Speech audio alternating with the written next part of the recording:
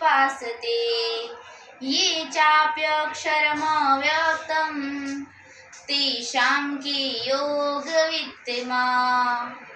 मय्यावेश्य मनो ये मां नित्ययुक्ता उपासते श्रद्धया पर्युपेतास्ते मे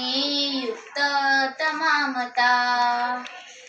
ये त्वक्षरमनिर्देश्यम्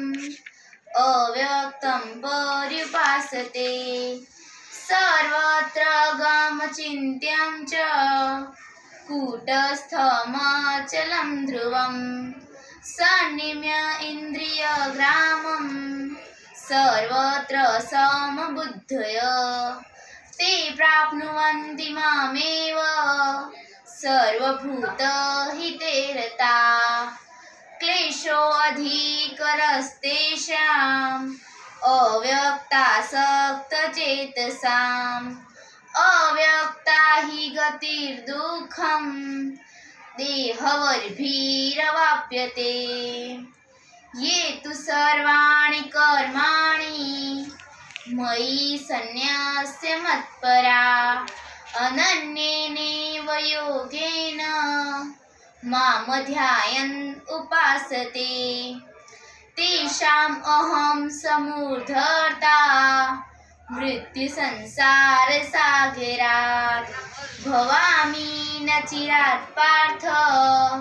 मय्यावेशितचेतसाम् मय्येव मन आधस्त्व मयि बुद्धिं निवेशय निवसिष्यसि मय्येव अत उद्वर्न संशय अथ चित्तं समाधातुं न शक्नोषि मयि स्थिरम् अभ्यासयोगेन ततो मामिच्छाप्तुं धनञ्जय अभ्यासेऽप्यसमर्थोऽसि मत्कर्म परमो भव मदर्थम् अपि कर्माणि कुर्वन् सिद्धिमवाप्स्यसि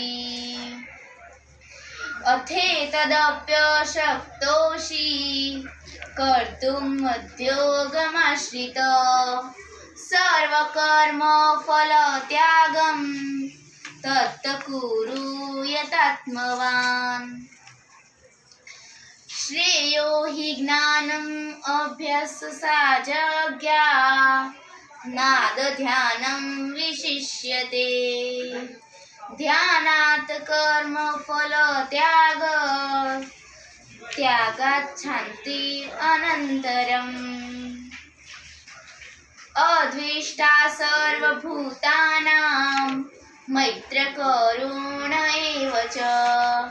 निर्ममो निरहङ्कार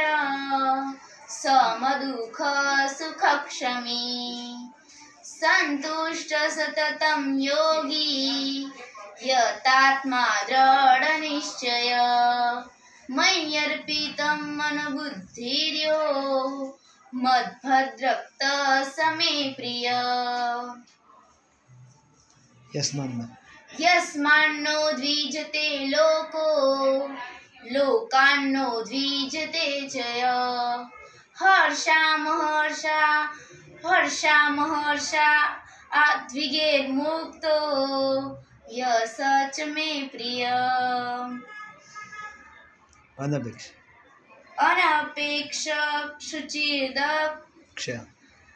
अनपेक्षशुचिर्दक्ष उदासीनो गतव्यथ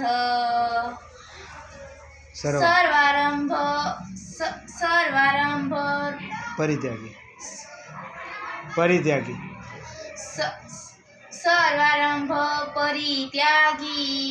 यो मद्भद्रः स मे प्रिय।